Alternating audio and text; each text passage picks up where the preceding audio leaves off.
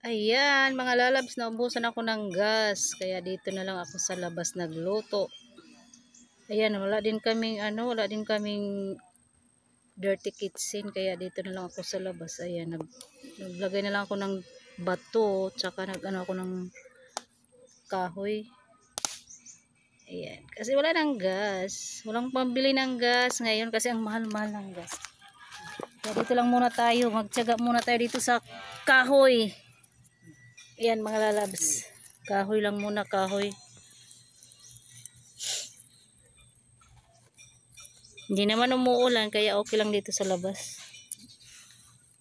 Diri po natatadong kalayo. Amoy takakahilaw. Amoy takakahilaw. Ayan, wala akong abuhan mga lalabs. Itong kawayan. Diri ito na ako ano.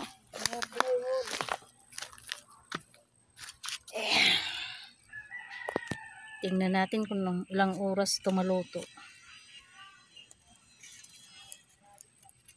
Ito, nag-araso man lain eh.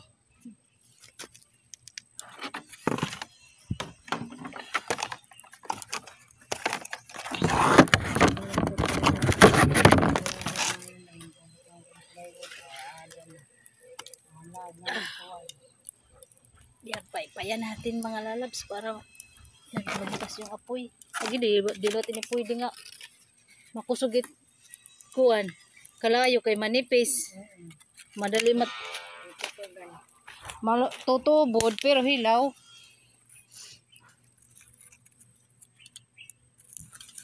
Pero kaya mo may noong nga panahon oray pagas. Oring o kahoy. Samar, amo man kami ni samar. Amo ni namon kuan. Kahoy la. Ikaw may abuhan ka dito? Pugon lagi. Apugon.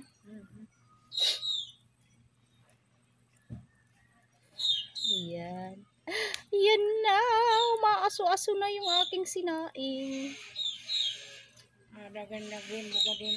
Banggera nga ni nabuhan. Waray pa ka humang kay may trabaho man. Yan, nag-aarasong-song lang. O, ayan. May trabaho. Sige lang kayo pinitupit lamok.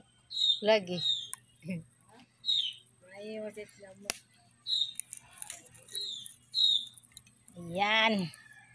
Yan me, adi pang totoo. Yan, nagluluto pati yung surugoon me. Paunon niyo niyan. Yak may kanumang dito.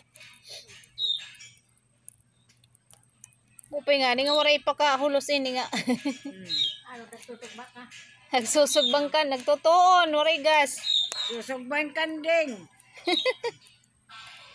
Pagkuhan, gusto mo magluagahin mga balbakuwa. Din kahoy. Para di rin malakot gas. Oo. Open.